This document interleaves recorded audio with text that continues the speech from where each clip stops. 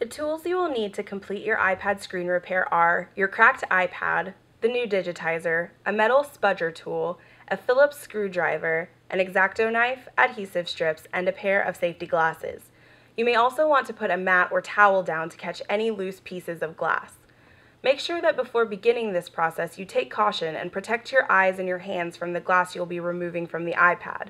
To begin your screen repair, start with the X-Acto knife and run it around the sides of your iPad. If you need more help prying the screen up, use the metal spudger tool to pry the digitizer out of the metal shell. Be careful not to cut too deep, as you may cut cables important to your lock and volume buttons functions. Keep cutting and lifting the old glass until it separates from the metal shell of the iPad.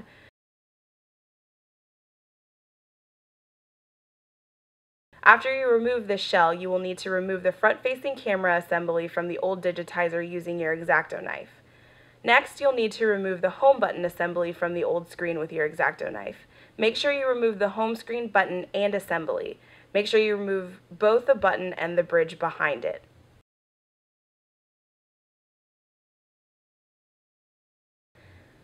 Next, take your Phillips head screwdriver and unscrew the small screws located at each of the four corners of the iPad screen.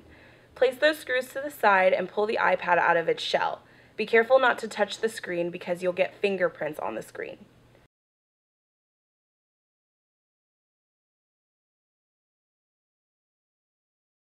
Locate the bracket on the left side of the shell and use your metal spudger tool to push the bracket back and loosen the old ribbon from that area.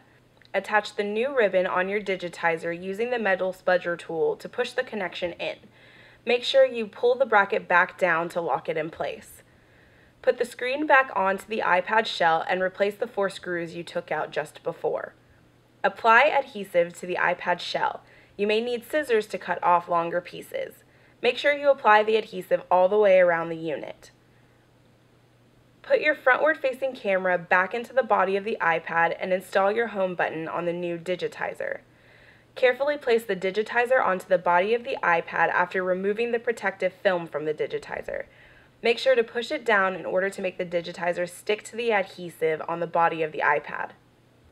Turn your iPad back on and check your Wi-Fi in the settings to make sure it works properly.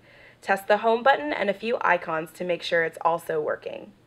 After that, you've completed the process of installing a new digitizer on your iPad.